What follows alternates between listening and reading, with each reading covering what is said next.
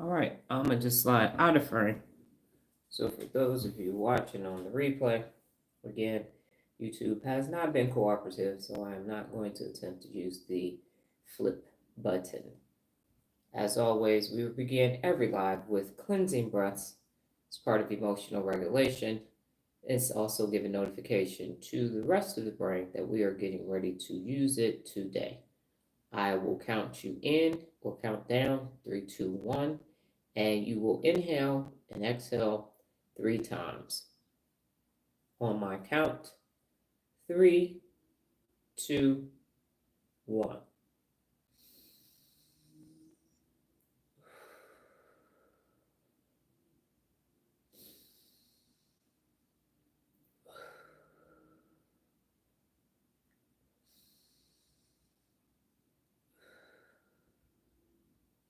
I will be coming back in frame. Good morning. I am Dr. Donna Louise Thomas-Rodgers, daughter of Leslie Darnell Thomas, granddaughter of Arthur Jethro Eland II, and great-granddaughter of Levi Thomas. Welcome to your morning mental workout. Good morning, Lola.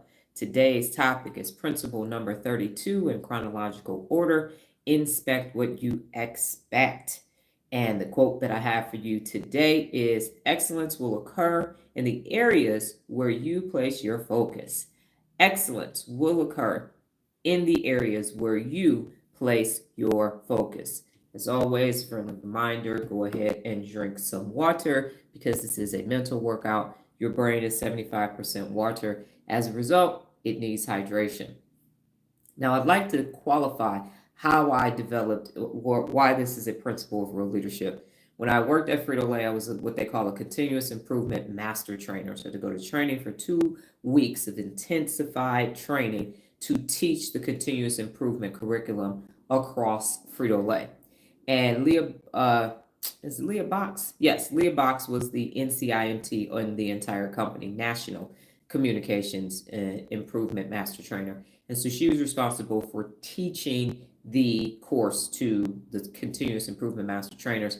And she would say, inspect what you expect. She would say, inspect what you expect. And so the inside of my book, the notification for that is that when I was in the Army, we would go to the field and we would come back and inspect all of our gear. One day my platoon sergeant said, hey, Lieutenant Thomas, let's inspect the butt stock of the weapons. I was like, why? He was like, let's just do it. So we did it, and we found everything in the buttstock of the weapon except for the weapons cleaning kit.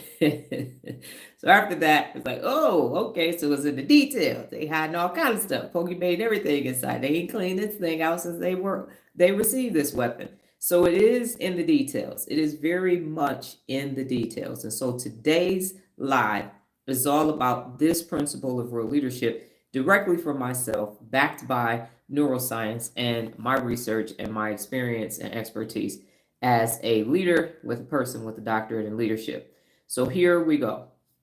According to Dr. Donna Thomas-Rodgers' principle of real leadership, inspect what you expect. What are the regions of the brains being used? Great question, Chat said. Let's map Dr. Donna Thomas-Rodgers' real leader principle, inspect what you expect, onto the neuroscience of leadership and accountability. This principle about holding yourself and others accountable by following through, monitoring progress, and ensuring standards are met. So here are the brain regions that support inspect what you expect. The prefrontal cortex gives you executive oversight, and its function is planning, organizing, monitoring, and making judgments. The role in this principle is that the prefrontal cortex allows a leader to set clear expectations, track progress, and make necessary adjustments. The hemispheric involvement in the left hemisphere is this logic sequencing and verbalizing expectations. And the right prefrontal cortex, it gives you the big picture monitoring and recognizing patterns of performance. So I'm going to use the process of being able to participate in any of my subscriptions or 30-day challenges. And for those of you who have been around for long enough, the RL programs, which are year-long programs. I verbalize on lives and on videos. Here is the process. I then back it up with people who decide, yes, I'm going to go be in a 30-day challenge. And since I've been at this whole process for about 18 months now, is I'm recognizing where people are dropping off or falling off at in this process because I inspect what I expect. And what I have now come to the conclusion is that people need to start with a subscription on Instagram or TikTok because they're not ready for a 30-day challenge because of my research and understanding how hijacked amygdalas impede performance. So as a result, any new person has to start with subscription. They demonstrate that they can understand the process, then they can do challenges, 30-day PA challenges, then they can go to Real Leader Resources, and then they can go to RO365. Why am I doing that? Because I'm the baddest motherfucker walking the face of the planet Earth. Guaranteed. Nobody, and I don't care who you are, can't hold yourself personally accountable for 365 consecutive days. I ain't seen nobody be able to do it without going through this whole process. So you might think you can, but I will find your Achilles heel and you will be presented with that thing that's actually stopping you from becoming your best. And either you do it, and I say you hit that wall, and either you break it down or you break down and you decorate it. But I am, because this is not for the faint at heart. So my expectation is that you become your best. You use your neurological pathways to wire your brain to best, or it's not worth waking up in the morning. If you are not going to use the complete functionality of your brain and become the baddest motherfucker walking the face of the planet Earth like me, because I need some peers, then don't wake up in the morning. That's just how I see it, because you seeking comfort every day. And comfort is for sleep. Comfort is for recovering from surgery or some type of illness, and when you're on your way checking out. But hijacked amygdala's got everybody seeking comfort every day. I'm going to seek comfort first. I'm going to seek myself first. And that's why we have almost 6 billion adults in the world being personally unaccountable. So from a oversight perspective, I'm inspecting and expecting what I expect. You need to go and sign up and subscribe at Instagram or TikTok, Alex. You can go to my website and find those usernames there. Good morning, Regina. And so my point is this.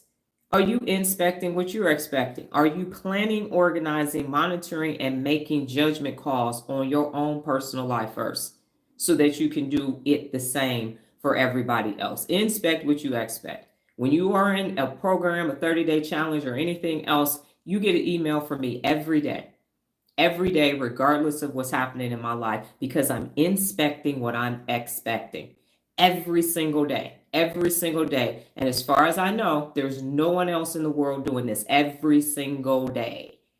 This is my 657th day live, consecutively live every single day, because I inspect what I expect. Next is the ACC. This is your anterior cingulate cortex, and this is for error detection and personal accountability. So it detects mistakes, conflicts, and discrepancy between goals and actions. And the role and the principle of real leadership is that the ACC is the internal inspector that flags when reality doesn't match expectations, helping leaders course correct. I started out only having 365-day challenges. I found out that's too much and people can't do that. And so I started early last year, I had a yes and no challenge, 90% failure rate. Sunsetted the yes and no challenge, replaced it with the PA challenge. And so now I'm at the point where, because I know so much about the brain.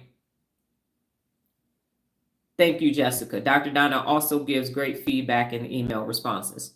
So now that I understand how the brain works, now that I understand that there are almost 6 billion adults with hijacked amygdalas, I am now saying, okay, I'm dealing with people with hijacked amygdalas. How can this work best? And because we're revamping the website after 12 years, that WordPress is archaic. I get off, go to GoDaddy. Now there are subscriptions. You've got to start with the subscription because of the hijacked amygdala. You don't even know how hijacked your amygdala is. And so you just got to dip your toe in personal accountability. Just start doing something different every day, because you are fighting this little bitty tiny almond-shaped amygdala is running your life. So there is no way that you're going to be able to do what I'm saying, because your brain, you have a weak prefrontal cortex and a strong amygdala and limbic system. So you are extremely emotional. So what I'm saying is very logical, and your amygdala is saying, yeah, don't listen to her. She don't know what the fuck she talking about. That don't make, we good over here. We doing good. You got this money, you got this life, you got this title at work and everything else. So we need to strengthen your amygdala. We need to strengthen your prefrontal cortex and regulate your emotional center.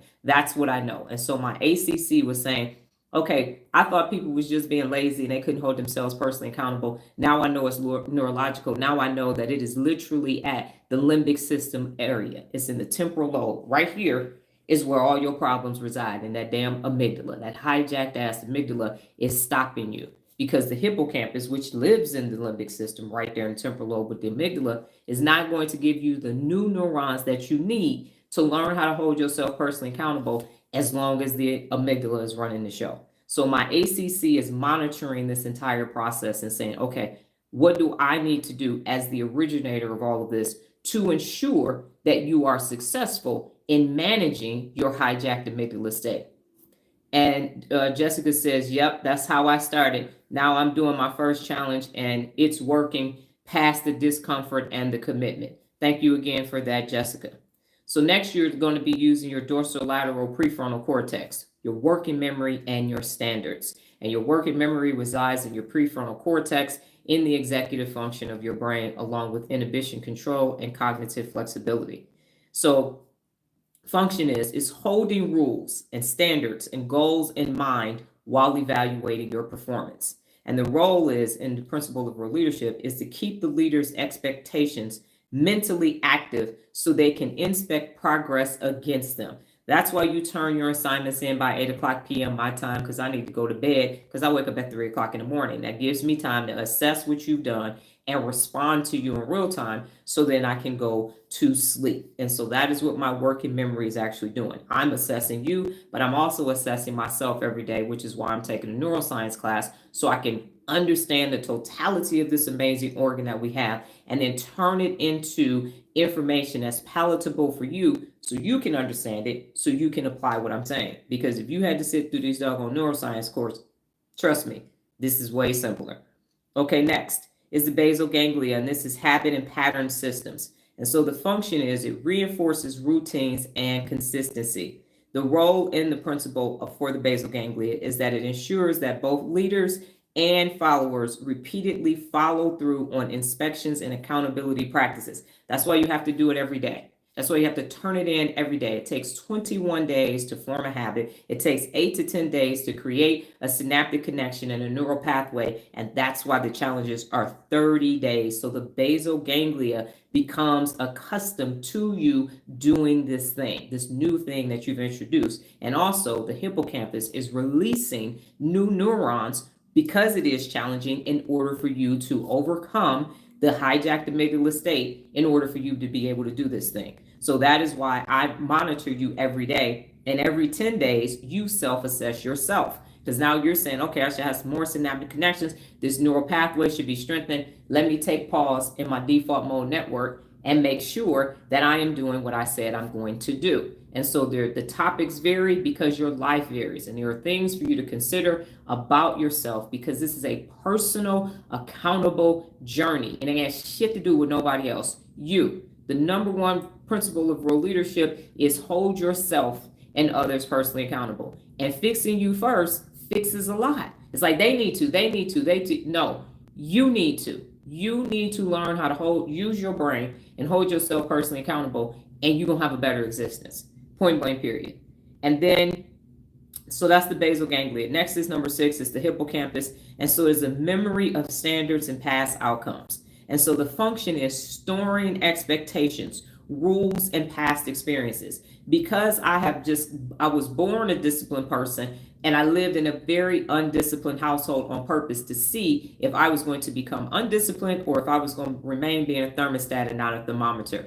And I have had many, many, many challenges in my life to see if I was still going to uphold my high standard, set and maintain high standards, or was I going to acquiesce and say, yeah, it's okay. It's okay. Yeah, well, it's hard. I understand. Yeah, you don't have to be your best. Nope, you could be regular. You could be at 70%. It's all right. Because, yeah, times is that. I know, yeah, and the economy, yeah, and you going through a divorce. I know. Oh, raising kids. Yep, just go ahead and be regular. No. I remember every time shit got hard. I had to take the GRE 4 times to even become Dr. Donna. I got a 17 on the damn ACT. And still ended up with 3 degrees. Standardized tests, I don't do well. I didn't fail my neuroscience test twice, 2 different tests, 2 times before I was able to get 80% or more to continue on. So I have experiences of failure. But failure is not an option, and that's why it's one of the 74 principles of real leadership, because it's not an option. Quitters never win is another principle of real leadership. So the hippocampus is going to remind you, yeah, that was hard, that was tough, but then there's your reward. And then you're going to get this natural release of dopamine. And then number 7 is the amygdala. We cannot go a day without hearing about the prefrontal cortex and the amygdala. Those two relationships are either going to make or break your brain, which is either going to make or break your life. If you got a strong amygdala, you're going to have a weak existence. If you have a strong prefrontal cortex, you're going to have a strong existence. That's how it goes. So the amygdala is this. In functioning, it processes emotional reactions to success or failure. If you succeed, the amygdala is happy. If you fail, the amygdala is mad. But you don't learn anything from success. And where you learn everything is where you fail. Damn, where did that go wrong? Man, all that, oh. And if you fail enough and you don't strengthen the prefrontal cortex, the amygdala is going to start telling you you're a failure. So sit down, be humble, and don't do anything else, because you're going to fail at that too. And so the role is that the amygdala keeps accountability emotionally meaningful. So expectations are not just rules, but values tied to trust, respect, and integrity. So when you have a fully functioning prefrontal cortex and it's doing its job, the amygdala can say, okay, we down, but we not out. A setback is a comeback, a fallback for a comeback. It allows you to say, we're down, but we're not out. We're going to get better. We know now that this didn't work. We reserve the right to continuously grow and improve on a daily basis. However, when the amygdala is in charge, it's going to say, yeah, you suck. I don't even know why you're trying to, you can't read. What are you talking about? Ain't nobody in your family an entrepreneur. Nobody in your family ain't got no degree. How you going to college? And the left amygdala will consistently tell you you ain't shit. Ain't going to give you a strategy for you to become the shit, but it's going to continuously tell you why that's not going to work. So, what is the neuroscience summary? I'm glad you asked, Nola. Dr. Donna's Inspect What You Expect principle is powered by the following: the prefrontal cortex systems, planning, monitoring, and judgment, the cingulate and orbital regions, so error detection and consequence evaluation, and then memory and emotional systems, the hippocampus, the amygdala, and the basal ganglia. Together, these regions create a leadership circuit that ensures expectations are clear, consistently monitored, emotionally reinforced, and followed through with integrity. So those are the 7 brain regions involved in the principle of real leadership. Inspect what you expect. What questions do you have or comments that you'd like to make? And if everything is clear, just type no questions in queue clear, and I will move on to the next section, which is the most important section. Why do people avoid inspecting what you expect? And Lola, I saw all your comments on LinkedIn. I responded, will like them as well. It doesn't send me the notifications. So yes, ma'am, I can summarize. Inspect what you expect is a principle of real leadership because it is hard to. Number one is, wait 1 second, because my tablet. Number one is the prefrontal cortex, and it is executive oversight.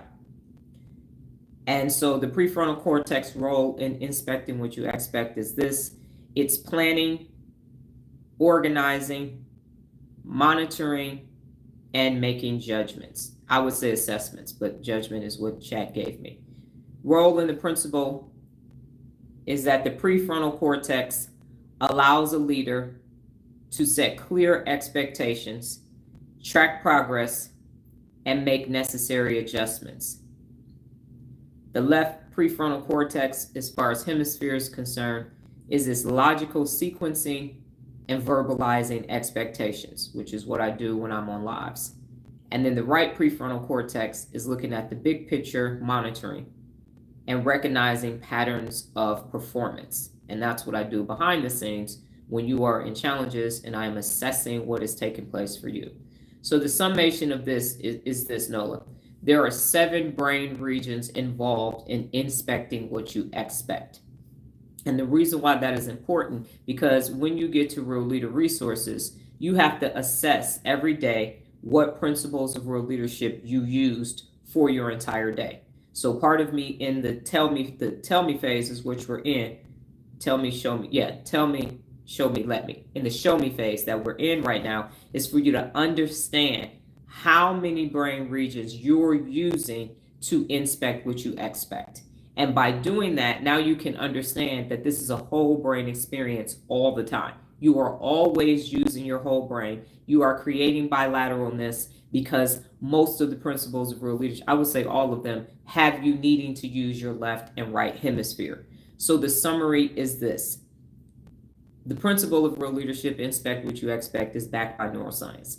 The principle in and of itself is saying, this is how I set and maintain high standards.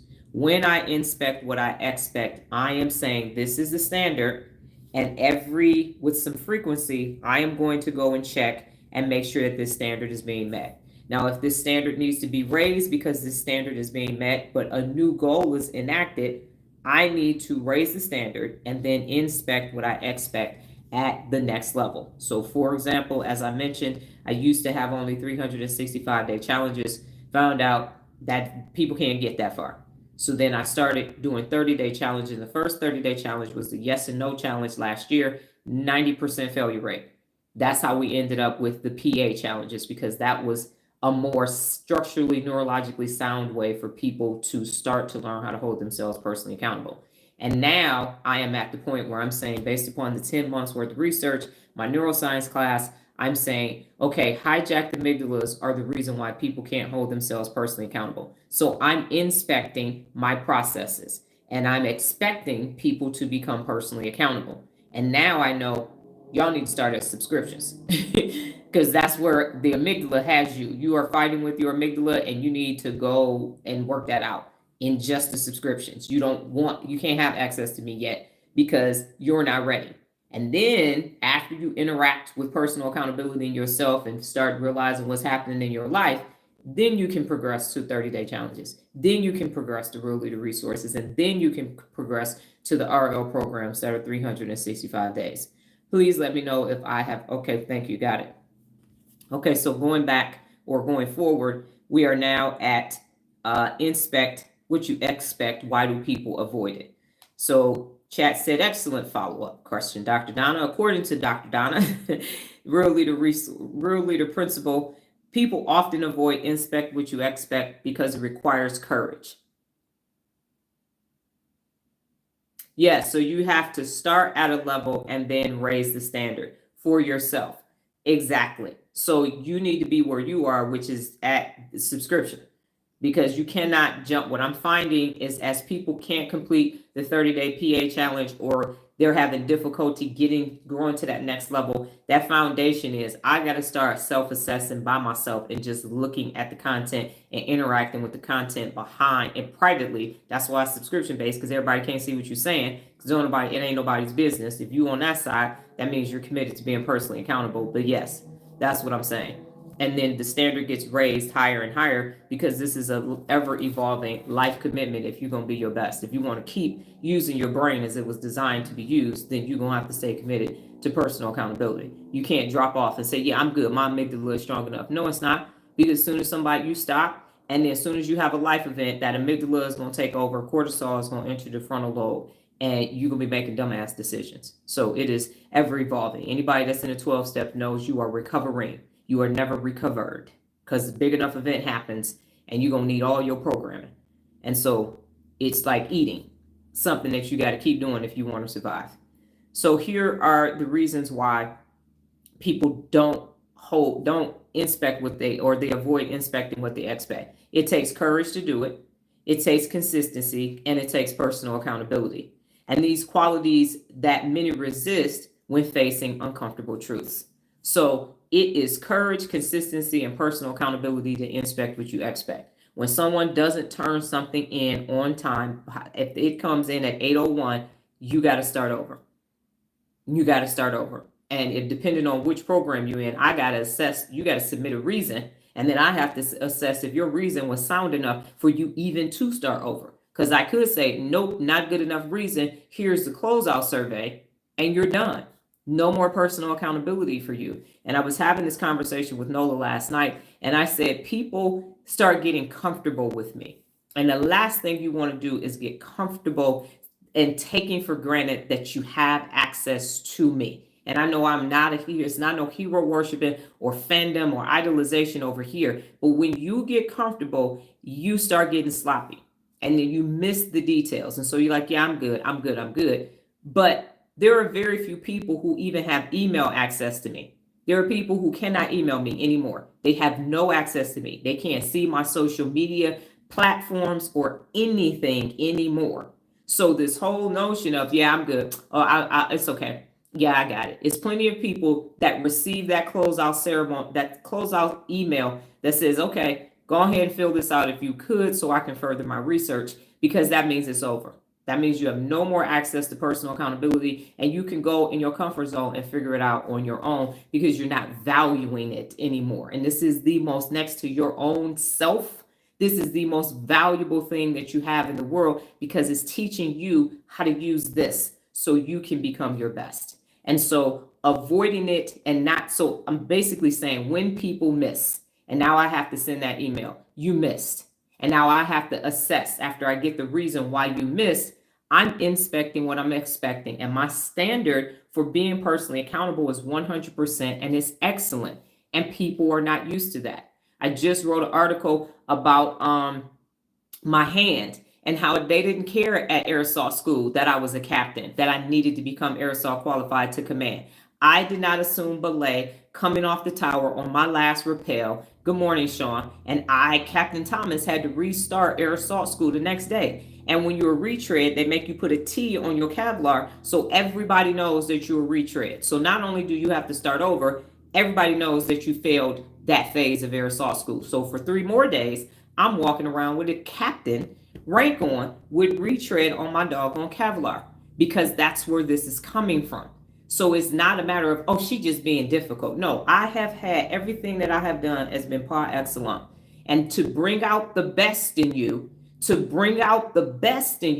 you're going to need grit. And I even have a real leader, the real leader brain that talks about grit. So it seems like, and what happens is people think that my support it's not conditional, but I tell people all the time, sometimes you need a hug and sometimes you need a swift kick. And I'm good at both. I really am. So coming from where I'm coming from, if you're 1 minute late on turning your things in or you miss it, I had to start airsoft school over. So I'm not looking at, but it was just 1 minute, Dr. Donna. Nobody was coming off the tower behind me at airsoft school, but I still needed to assume belay because that is the whole process. Come down out of the helicopter, come off the rope and hold the ropes until you don't need to hold the ropes.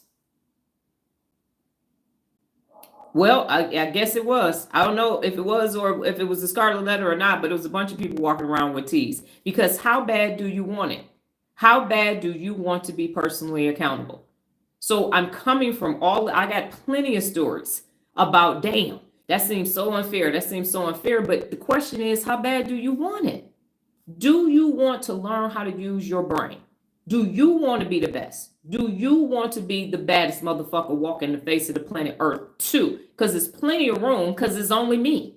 So I would love to have some peers. But do you have what it takes neurologically? Do you have what it takes neurologically to be a bad motherfucker? That's the question. And I know some of y'all don't curse, but I do. So you can say mofo. Do you have it? Do you have it? Or are you going to let this little bitty tiny itsy bitsy teeny weeny motherfucker run your life? This little bitty tiny almond shaped amygdala. Because that's what's happening. This thing is stopping you from using the rest of your brain. This little bitty grams. It weighs left and right together, weighs grams. Are you going to let that stop you from becoming a bad motherfucker? Some figmentation of your imagination feelings that ain't even real? That's what you about to do? I went right when they told me you a retread and you got to start phase 3 over. I left and told my colonel, went and saw him and said, sir, I'm going to be 3 more days. I just had to retread and restart in phase 3. He was like, that's okay, Captain Thomas. You can go. I said, sir, I'm going back tomorrow.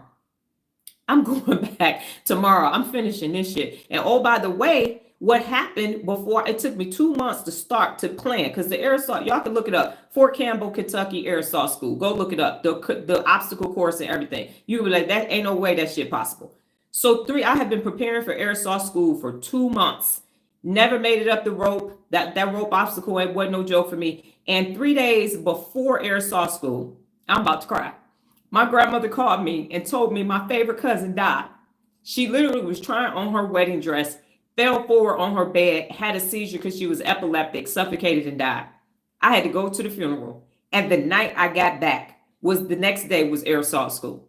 So now I'm at airsoft school trying to get through, and she just died and didn't get married.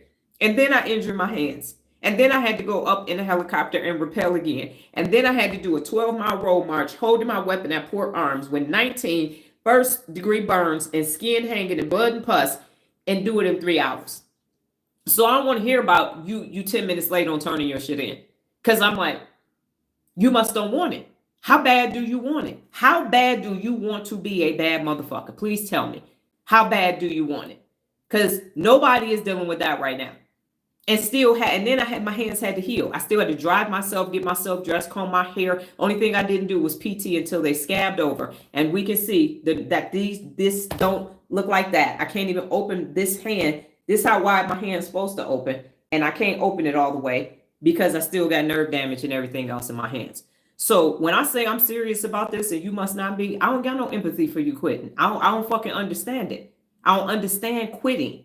I don't understand that. I'm like, and especially now. So you quitting because your amygdala said quit? Bye. No, you can't come back. If you let your amygdala win, that shit's on you. If you let a little bitty thing that weighs ounces, not even pounds, but ounces, change your whole motherfucking life, you weak. And I don't have no place for you. I have no sympathy or empathy for a motherfucker that quit. I don't care. You don't understand that you don't understand that you're weak. And you let something that weighs grams change the course of your life to the point where you will never have access to your brain in this way ever again. You got to ask yourself, are you ready to take this little bitty ass amygdala and say, your job is to alert me of actual threats, and your job is to tell me how I feel when I'm feeling? Because that's the left amygdala's job. And I'm working on it so that it'll be even better than it actually is. But chicken shit comes to mind when you let a little bitty ass grams weighing brain tissue tell you you can't do something in your life. You can't inspect what you expect. Why not? When you got 86 billion neurons. If you want to be comfortable, just say it. Be honest with yourself. I'm a chicken shit. I want to live in a comfort cocoon, and I want to live in my comfort zone because I'm too afraid to stand up to other people in my life with hijacked amygdalas too. Just tell the truth. Be honest is one of the 74 principles of real leadership. Because over here, I'm going to inspect what I expect. And I expect if you said you wanted to be personally accountable, we down like 4 flats on a Cadillac with diamond in the back, gangster lean. That you here for real, for real. You ride or die for this shit. Because if you ain't, go away. Because what I'm not going to do is co-sign on your comfort zone. I ain't going to make you feel good about being regular average because of a fucking 2 grams worth of doggone amygdalas. The fuck? Hell no. You out your mind, for real, for real. So anyway, you could go ahead and avoid it over in Loserville. But over here, this bad motherfuckingness. That's what this is. That's the zip code. What's your zip code? Bad motherfuckingness. It's supposed to be numbers. Then we don't do numbers over here. We do bad mofos.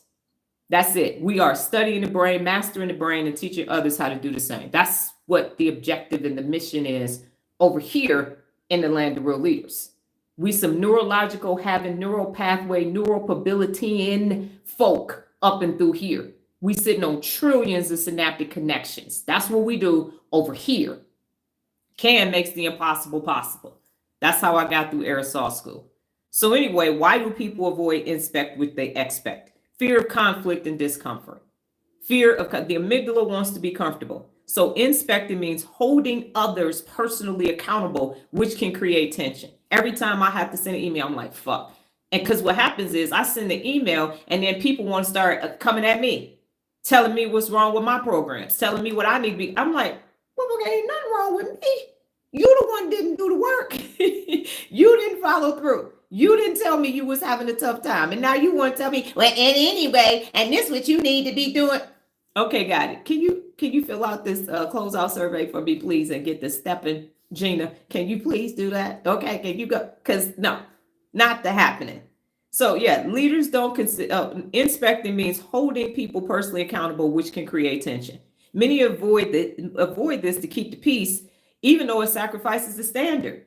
Even though it sacrifices the standard. I don't care about keeping peace. Sometimes shit got to get disrupted. Sometimes there needs to be conflict because all I am is a mirror.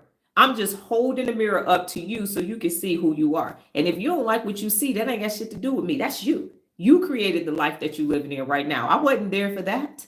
I had nothing to do with that. You made all the decisions. All your yeses is what you sitting in right now. So if you got some shit that's fucked up in your life, that's on you. I'm just holding a mirror to it to say, do you want to see something different? Then you're going to have to do something different. Number 2 is lack of accountability within yourself. That's why the number 1 principle of real leadership is to hold yourself and others personally accountable. So leaders who don't consistently model accountability struggle to demand it from others. The reason why you got some unaccountable shit happening in your life, because you got some unaccountable shit happening within you. That's how that's happening. Well, you're like, well, yeah, I'm gonna let them off the hook with shit. I got my own problems. And okay, cool, got it. Roger that. I'm gonna find it. One of my videos is gonna find your weak point, and either you gonna do something about it or you gonna run away. You gonna talk shit to me on your way out, but you gonna make it about me. Like, this ain't about me. This ain't about. I already worked through a lot of my shit. That's why I got almost 12,000 YouTube videos. Like when I used to go to the church, they used to say the message came to the pastor first because the message was for the pastor first. It was God talking to the pastor. It was Allah talking to you, to who was presenting the info to the minister. That's who it was. That's who the lesson is for first. So every video that I put out, I had to get the information first because it's original content. So I already worked through whatever it was. And so it exposes the hypocrisy within personal actions when they don't align with the expectations. And so now you get cognitive dissonance. You sitting here, but I'm a good person. I'm a good person. And everybody likes me. And no. The question is, do you like you? Do you like you? Do you have any standards of excellence? Do you have set and maintain high standards for yourself? And the question, if the answer is no, it's because you let the amygdalas, the left and the right, talk you into being regular, average. Because there's comfort in that. Now, the next is the desire to be liked instead of respected. You ain't got to like me. I don't care. You gonna treat me with dignity and respect, though, because that's one of the 74 principles of real leadership. I don't give a fuck if you like me. I've told no that many times. I ain't your fucking friend. I ain't trying to be your friend. I'm your mama. I'm here to teach you how to become a responsible adult. I don't give a fuck if you like me. So what? Do anything for likes. Not me. Not me. Respect. So some fear that inspecting and correcting others will make them unpopular. I do not give a fuck. I am me on the internet, and I got posts that got millions of views, hundreds of thousands of views being me. I ain't trying to be popular because pop culture changes every 10 years. So what was popping in the 80s didn't make it to the 90s and so on and so forth. So popularity ain't some shit I'm interested in. And this is what chat said, not me. Dr. Donna emphasizes that real leaders focus on respect over popularity. Chat said that about me. So it's out there on the internet, in the internet sphere, that, yeah, I'm like, fuck that. Respect. I don't care about popularity. Next is avoidance of extra work. Inspecting requires time, energy, and follow through. Every email that you send me, you get a response back. When you turn in your items, even if it's something like you did everything you needed to do, Dr. Donna, I've received and read your action items. That's how every email starts. If I got something to say, I'll say it. If I don't, I'll sign it, Dr. Donna, and that's it. But everyone, that's extra work. Y'all know how many emails I'm sending out. And then when you do your 10-day, you get some more responses and all this. The people at 27 days and everybody doing different stuff. And everybody gets a customized message from me because I read and received what you sent to me. People often set expectations but fail to follow up because it feels like it's too much effort. This shit is effort. And I'm doing that, but I'm doing everything else I'm still doing. I still had to prepare for this live. We had 2 appointments yesterday. I took a 3-hour nap because I was just physically exhausted. And I'm perimenopausal. Anybody been through perimenopause know your shit is dysregulated like a motherfucker. And I'm still here every day, no matter what's taking place. Next is the fear of discovering failure. So inspecting may reveal that goals weren't met. I have to tell you, none of y'all was here for the yes and no challenge. That group is gone. They've been long gone. But I'm still telling y'all, I tried it. That shit didn't work. So let me find something that does work. And the PA challenges work. That's why they're still there. And the yes and no challenge is sunset. So instead of facing truth and course correcting, some prefer to look away and avoid feeling inadequate or confronting others' underperformance. I don't have a problem with that. I fired 4 people twice at Frito-Lay, and I had work clothes. I would come in with, because we had to dress in office attire, and I would change and put on my pick here, my jeans, my t-shirt, and my sneakers, and I would go pick orders. I had to pick orders for 4 months one time. Pick orders every day because I fired 4 motherfuckers on the spot. Bye. I ain't got a problem. Dirty hands, clean money. I got a problem with you being here impacting the rest of this team. So y'all are the cancers, and we're going to do some chemotherapy. Go. Bye. And I will be out here picking. So I don't have a problem, but the standard is up here. Point blank, period. I have been on lives by myself, and I'm okay with being on lives by myself. But what I ain't going to have is fandom.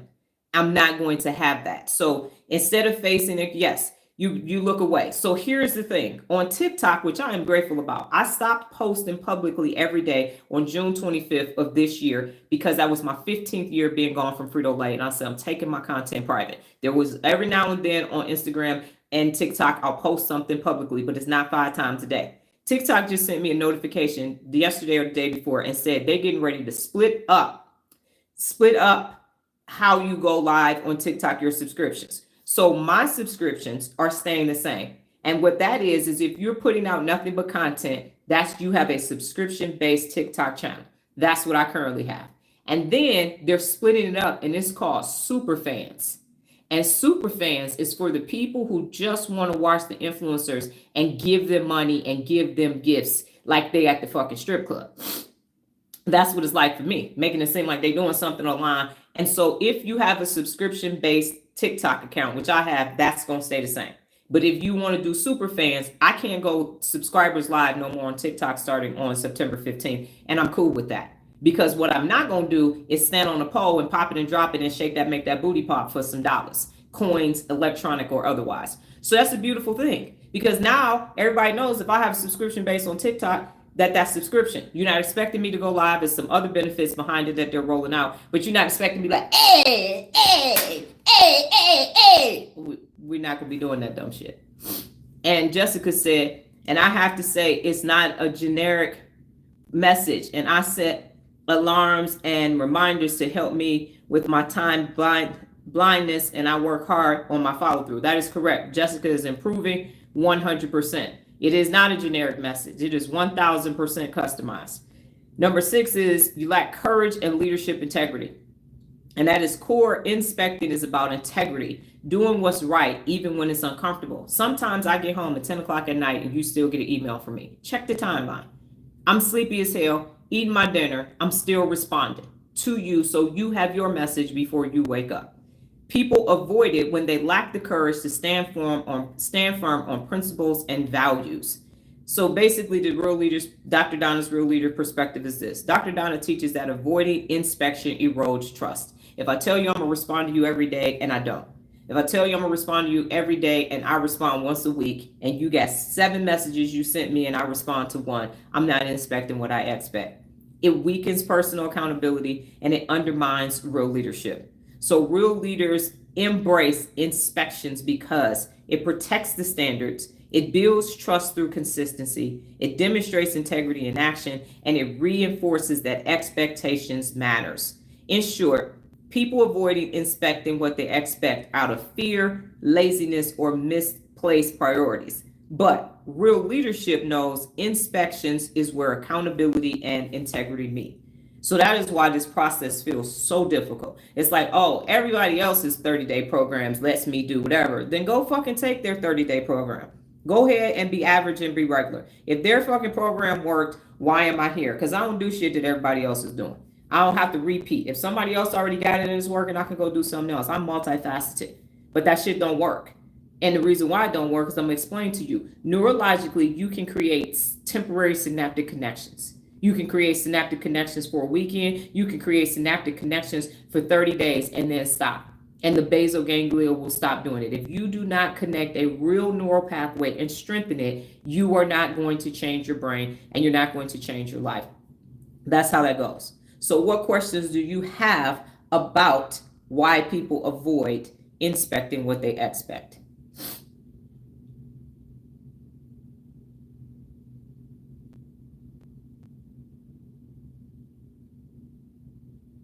And if it's clear, let me know.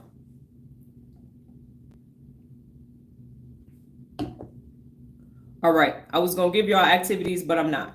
Based upon the time too, I'm going to just tell you the benefits. And then we're going to go ahead and do the brain bit, which is how to open the door, how many brain regions you're doing for that. And then I got something to close out with, and then that's going to be the end of that. So here's the brain-based benefits based in neuroscience. And one thing that I would like to say is I'm at the point now where I'm asking chat what I did first. Because at first I was like, ooh, let me see what brain regions there are. And now I didn't. I went straight into chat. What Dr. Donna got to say about this?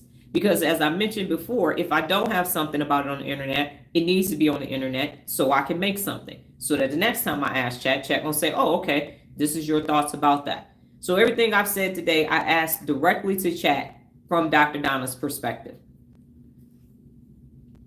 From Dr. Donna's perspective, can you talk more about creating pathways for just the weekend and the 30-day? That's interesting. Okay, so based upon the research from my neuroscience class, when they did the research to understand synaptic connections, because that's the class I'm taking, is synapses, neurons, and brain. So how does that work? And so what happens is you can wire and fire. So if you go to a weekend retreat, let's say some popular life coach is having a weekend retreat, because today is Friday. So let's say you're going to get off this slide, get on a plane, and you're going to go to the Woosah weekend excursion. Woosah.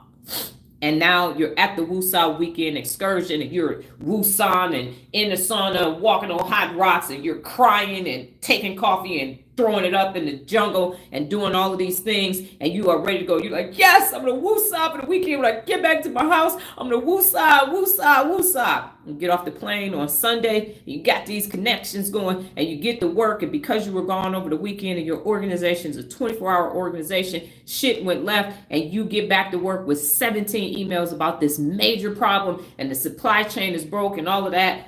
Guess what happened to those synaptic woosah connections? They are gone. Because now you are hijacked amygdala and you got to deal with those 17 emails and that big ass supply chain problem. Now you go ahead and you do somebody else's 30-day program, and it's 30 days to get your body back. 1 second, I got to blow my nose. So I'm going to be right back. Because I don't even have tissue. I'll be right back.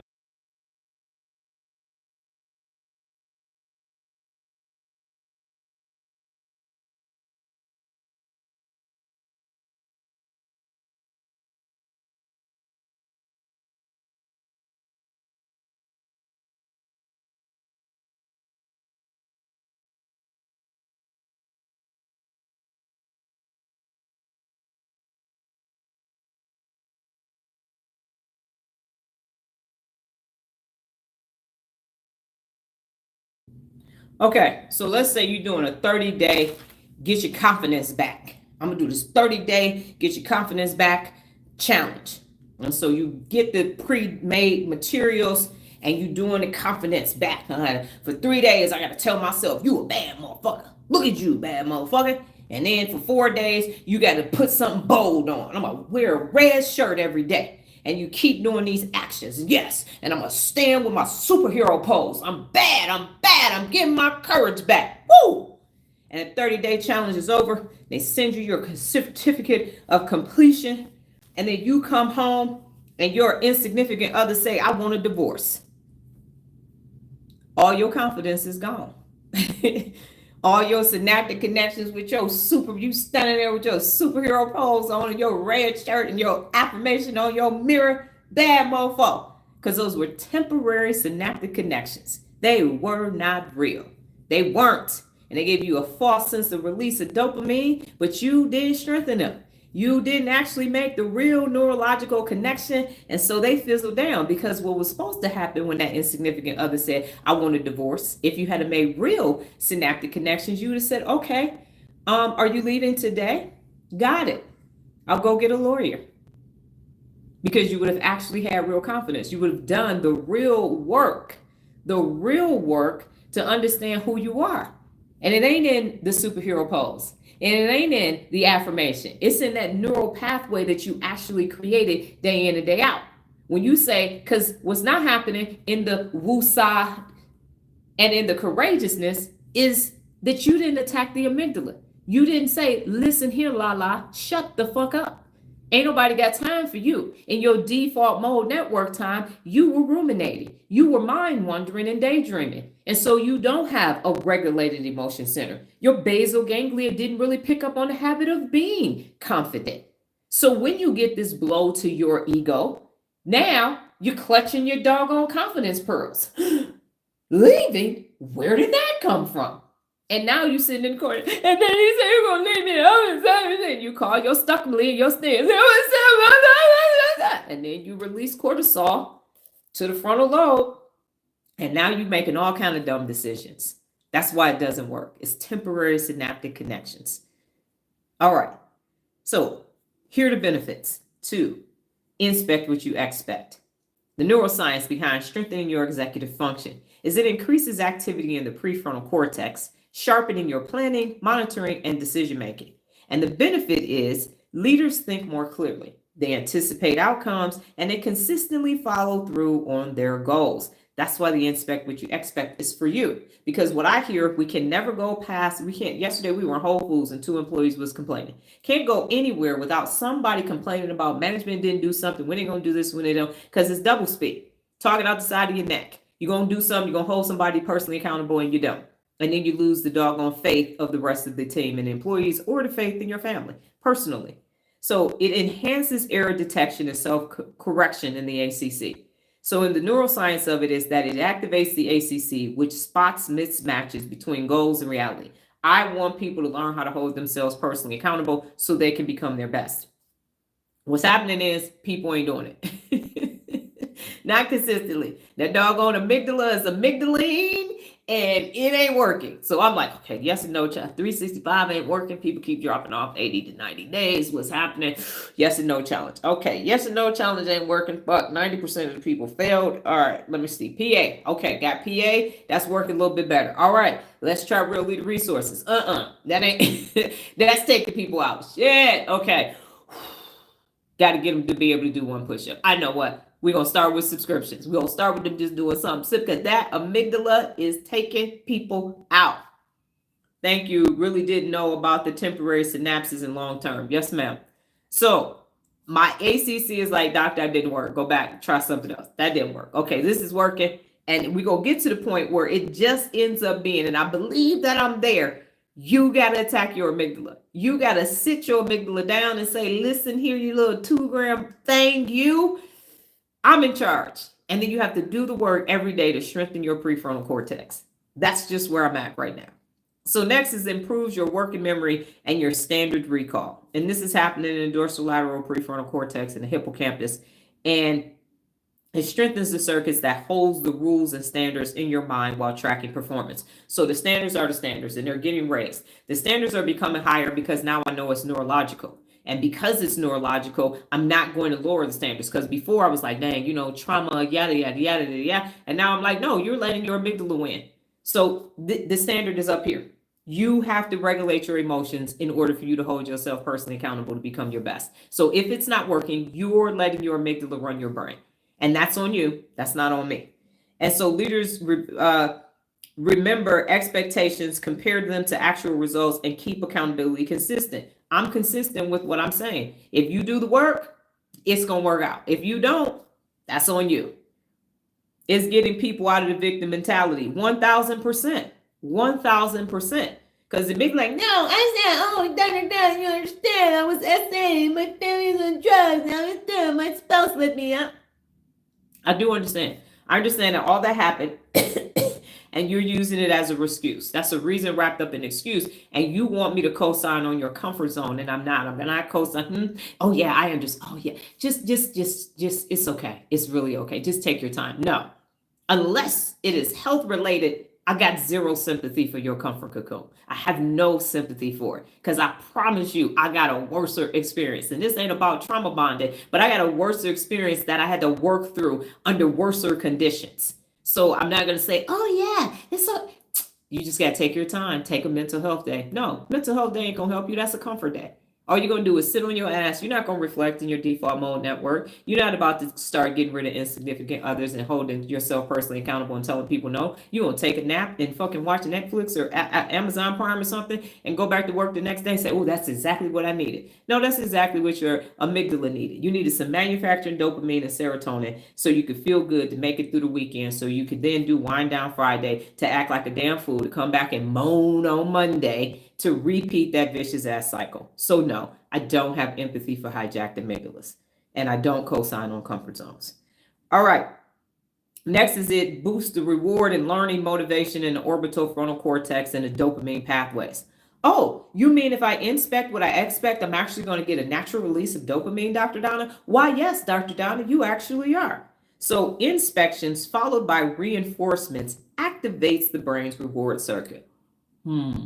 So I'm going to get rewarded for setting and maintaining a high ass standard. Yeah. So accountability becomes motivating instead of punishing, reinforcing consistency and progress. So in this instance, I'm going to use motivating. So, but you are empowered. So you set and maintain high standards, and now you no longer have an insignificant other. They're gone. You're going to get a dopamine release. You have children and you said maintain high standards. We're going to clean up the house. We're going to make up our beds. Everybody going to participate in laundry and all of that. Natural release of dopamine. Naturally. So yes, inspecting what you expect is still going to give you a natural, not a manufactured dopamine boost. And then the basal ganglia is going to say, oh, okay, so we're releasing dopamine for that? Bet. Do that some more. Do that some more. Do that some more. So that's how that works.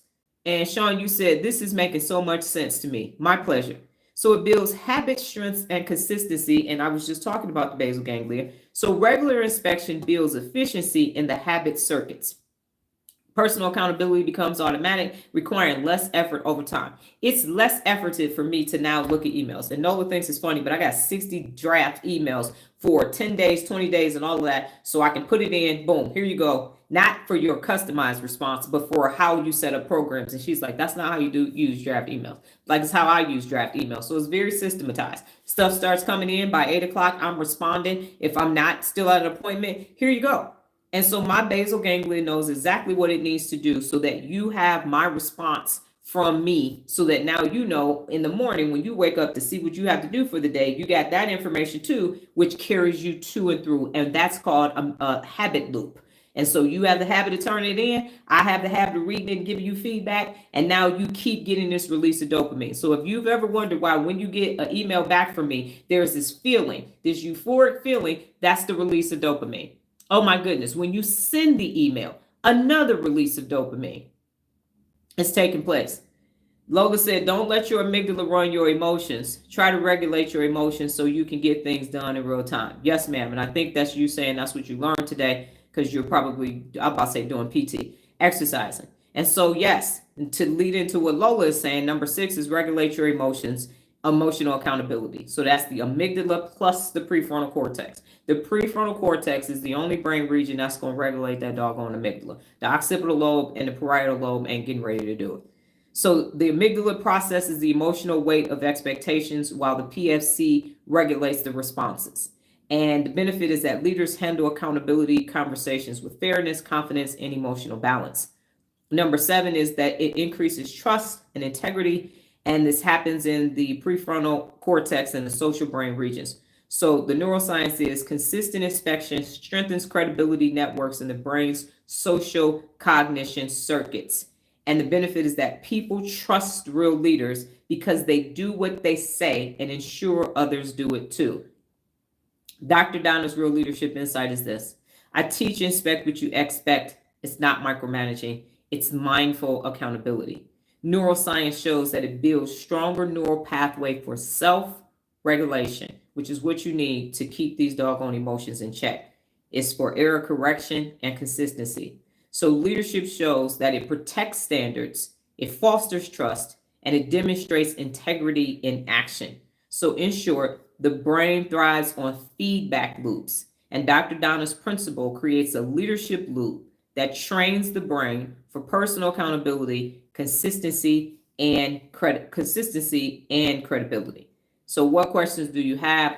Jessica said, I was intimidated at first and wanted to over explain it, and I had to make it simple, and now I don't need to give unnecessary explanations. Yes, ma'am. That is correct. So I'm getting ready to switch over to the brain regions that you use to open a door, and then we're going to close out as soon as my tablet cooperates with me.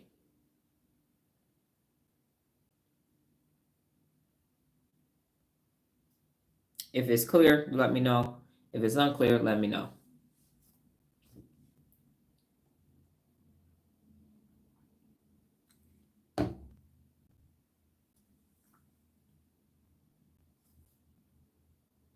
All right. I'm like, did this chat stop again? Okay, let me slide out the way. And if you look at the bottom left, I know the thing is potentially covering it up. It's covering it up for me because how my phone screen works, but it might not be for you depending on what device you're using. But down in the left-hand corner, that's the brain regions used to open a door. And if you wonder how I pick these things, I just look around my office and think about my life. And I'm like, this seems average. Everybody has to do these things. So I'm thinking about things that people have had to do or will have to do. And so here are the brain regions for opening a door. Number one is the primary motor cortex, and that's in the frontal lobe. And so what happens is it sends signals to your arm, wrist, and hand muscles to reach and grasp the handle or the doorknob. Next is the premotor cortex and the supplementary motor cortex, also in the frontal lobe. It plans to sequence the movements, deciding how to grip and whether to push or pull, because doors are pushed and doors are pulled. And so that's that part. Basal ganglia is the subcortical structure, and it automates learned motor routines like the fluid motion of turning and pushing the door as you have done many, many times. Next is the cerebellum, and it coordinates the timing, the force, and the precision of movement so you don't yank the door too hard or miss the doorknob. Next is the somatosensory cortex, and that's in the parietal lobe. It provides touch and proprioceptive feedback, so feeling the knob, sensing the grip, and adjusting your hand position.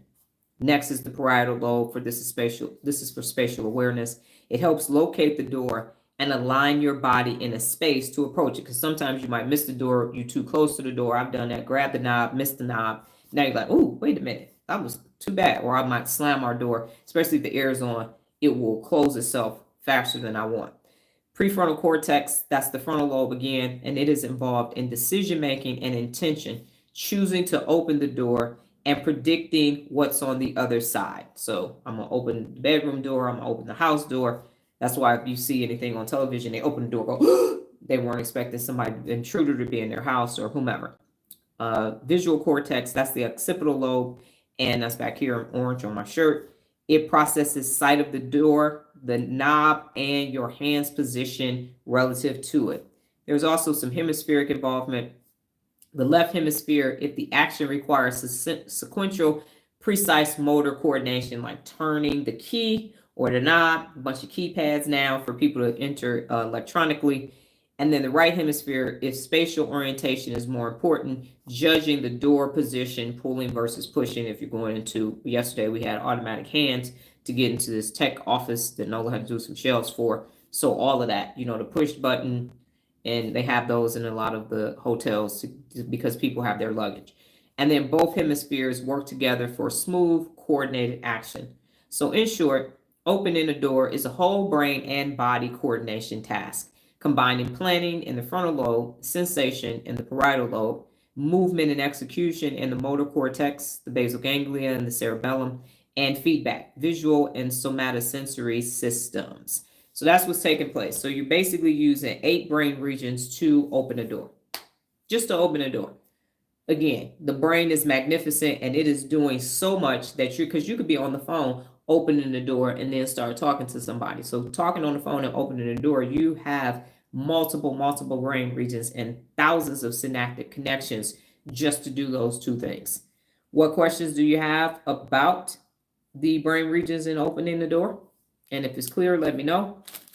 The two questions that I have for you today are, what did you learn today? And what did you learn about yourself?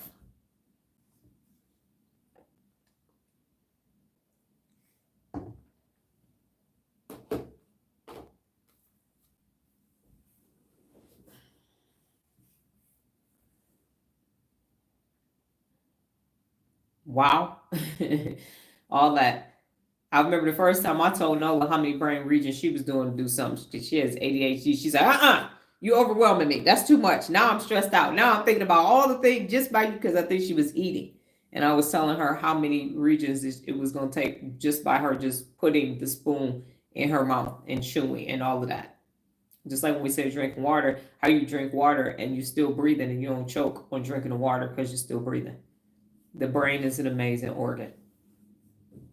The most amazing organ in your body. And you can't see it and you can't touch it. The number is 8, my amazing offspring. It is 8 brain regions for you to open the door, baby. Just open the door. So the questions on the table are, what did you learn today and what did you learn about yourself? Let me do what I want to do. No, wrong song. And since I've been listening to Tibetan monk music and no other music, I have started making up my own songs.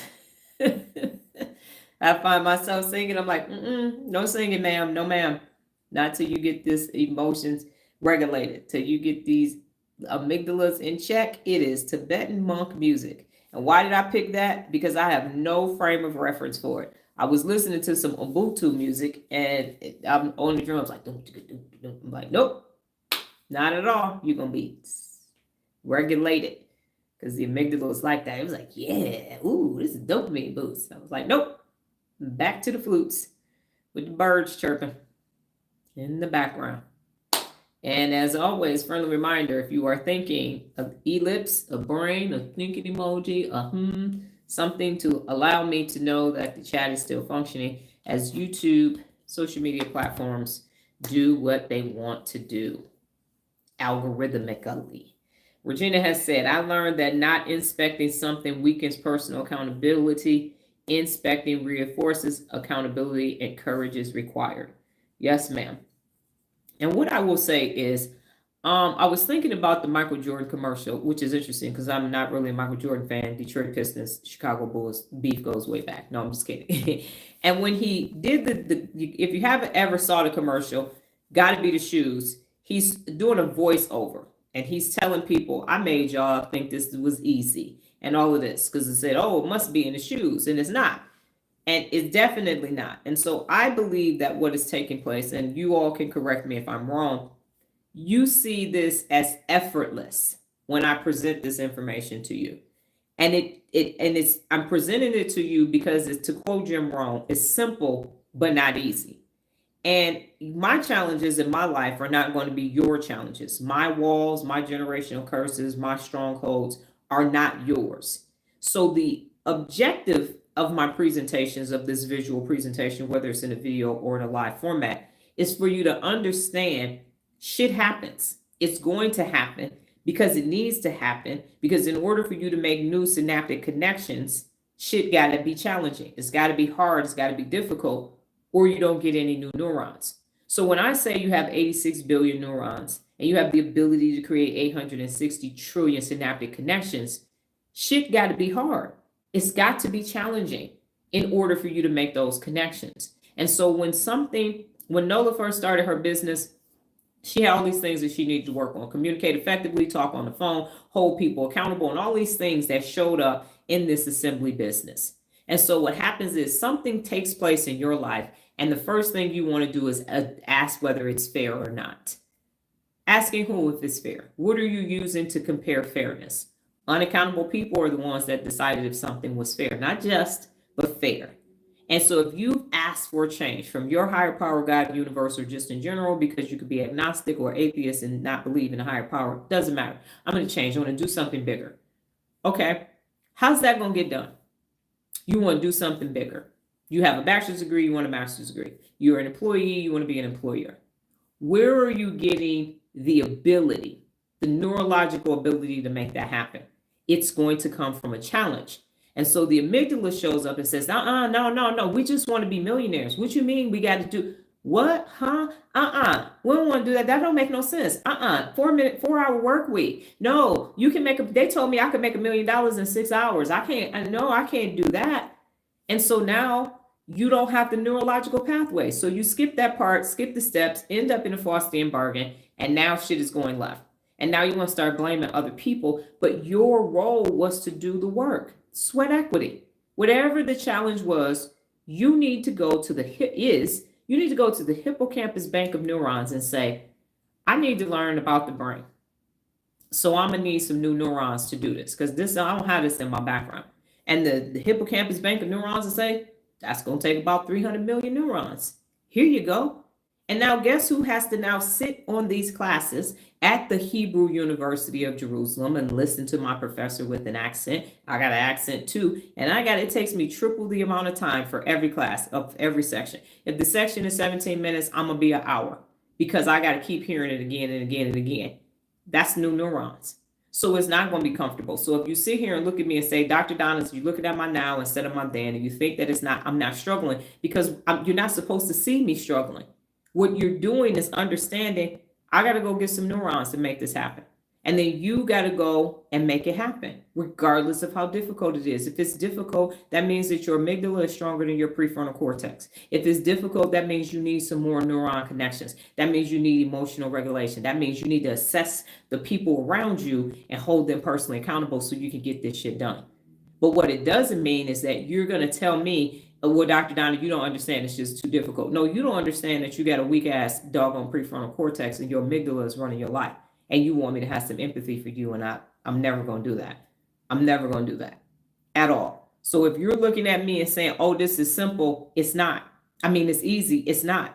It's extremely challenging. And that's what it's supposed to be, because I'm releasing my own neurotransmitters to myself to make my life worth waking up every day. That's what personal accountability is about. I'm going to live my best life regardless of what anybody else is doing. And now Sean has said, I have learned that it takes 8 core regions to open a door, as well as leadership to self-check yourself, to hold yourself accountable, as personally accountable, and shut down BS quick with no delay. Jessica said, I've learned a lot about putting in what you expect, and it's dedication that helps you with follow through. Regina said, in the past, I sometimes avoided looking at problems that created incredible stress. Kevin said, excuse my participation in the live today. I will do better tomorrow. Still suffering from drowsiness. And Kevin, I understand that completely, and you're not suffering from drowsiness. Your body is just doing what it needs to do to recover. Regina, now I'm aware of why it's important to not avoid problems. I talk down Lala and Amy and remind myself that the problem needs to be addressed and find the solutions by staying in the PFC. And then Sean says, well received. Coming to your platform has really changed my perspective of thinking and literally opened some doors that I had totally overlooked. Thank you, Dr. Donna. Very informative. And then Nola, did you type something? Because it didn't show up if you did.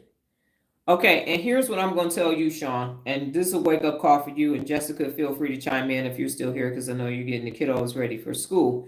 Sean, you are not going to be able to get the full benefits without participating 100%, actively engaged. So you can go to Instagram, and you can start on Instagram or TikTok and subscribe, because while you believe that this is changing, it's temporary synaptic connections. It is not going to benefit you long term, because you are not being accountable, to the person who teaches personal accountability. So it's going to work because it feels like it. So you're going to tell this person no, or you might do this, or you might be being aware. So what you currently have is a little bit of firing, but there is no wiring and there is no connectivity, and it is not going to be sustainable. As I mentioned, with the going to the retreats and everything, it feels better because there's this natural release of dopamine and oxytocin, because that's just what I do, because I'm me. But you're not actually changing the neural pathways. You're not creating new neural pathways to personal accountability, because the objective is for you to use the 74 principles of real leadership as they show up within your day, so that you have your best day every day for the rest of your days until you're no longer here. So it's not feel good, I'm working on a little bit of stuff. The objective is bad motherfuckingness. That's the main objective. So that there is at no point you're sitting somewhere in a meeting, you're saying, oh, I could never do that. I could never own an apartment building. I could never own anything big and grand. I couldn't own a professional sports arena or things. I'm talking galaxy shit. I'm not talking about no little bullshit. And as I mentioned before, and I think that might have flew past y'all, NOLA was featured in the USA Today in the economy section like 1 or 2 weeks ago as an elite tasker, and basically the voice for Gen Z, that you gig work is actually work that you can do, and it's an alternative to going to college or going to have a job. So yeah, and also in Nerd Wallet as well. So those two things happen. These are not things that we planned 4.5 years ago, but these are things that actually took place in her life, and she's been in business 4.5 years. So at this very, very high level at 22 years old, that now they're saying, okay, well, what are you doing and why do you have success in this marketplace where they introduced, I think Nerd Wallet says 75,000 new jobs, but 275,000 people need jobs. So there is a huge gap. So when you become a bad mofo, you do things like that. You're not doing this very normal, elementary, rudimentary type action. That's not what's actually taking place.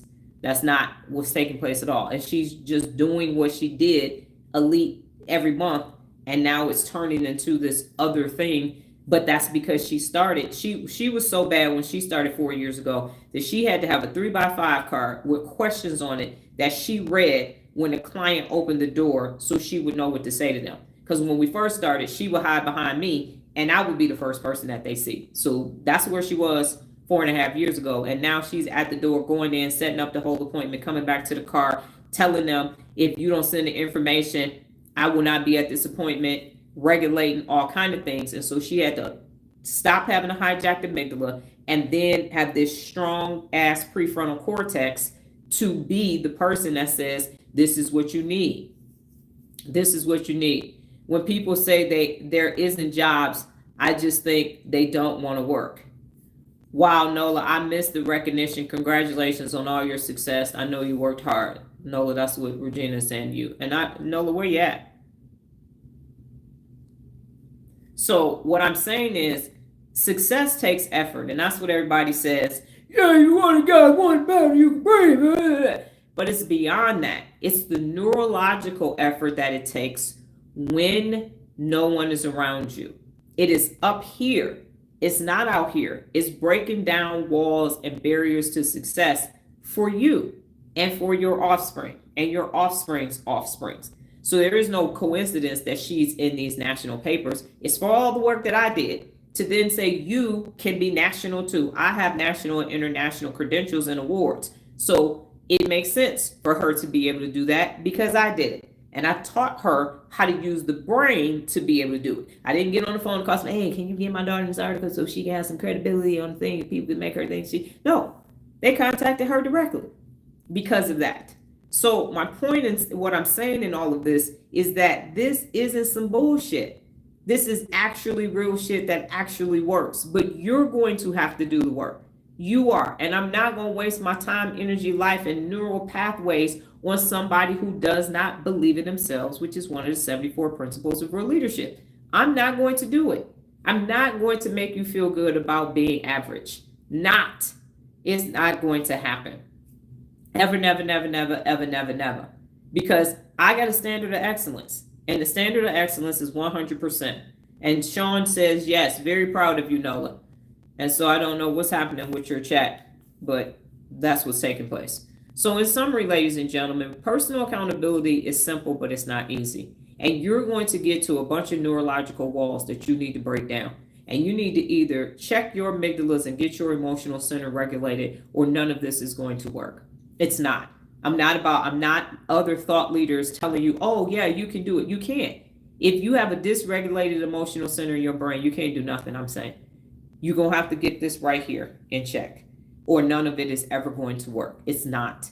It's going to work for a minute. And like I said, you're going to go to your little confidence seminar, 30-day thing, and then something huge is going to happen, and you're not going to have any neurological ability to be able to do it. If it takes 8 brain regions to open a door, how many regions and synaptic connections do you think it takes to get rid of a generational curse?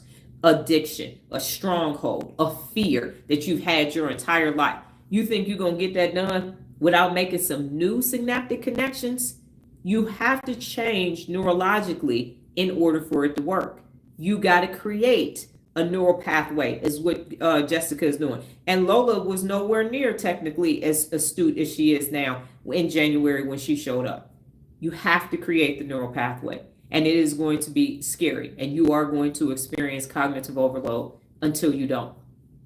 All I can tell you is you got to do it, and you got to keep doing it until you're no longer afraid, and then you strengthen that neural pathway. Leap and take a leap of faith, and then work it out, because the definition of insanity is doing the same thing and expecting a different result. It's neurological. With that being said, thank you for your time today. As always, you made an investment in yourself today, and you furthered the research for me to set myself up for a Nobel Prize. If you want to know what's in it for me, I'm trying to change humanity before I check out of here, because I'm sick of unaccountable people, and I'm also tired of people not believing that something is impossible when everybody has 86 billion neurons to make anything impossible. So that is my global objective, is this hijacked amygdalaness that we keep having to endure every damn day. I'm sick of it. And so I'm a person of action, and I'm doing something about it. The question is, are you willing to do the same thing too? I need some peers. We need to be the Avengers and all these other superheroes. We need to be the real leaders. Mount up. That's what needs to take place. So we'll be here tomorrow, God willing, higher power in the universe, same time, same place, safe space, different brain t-shirt. You all go off and have a brain-tastic day. Take care. Adios. Wait, what did Lola say? Thank you for the meeting. Where I have to do work. Yes, ma'am. I understand, Lola. Take care.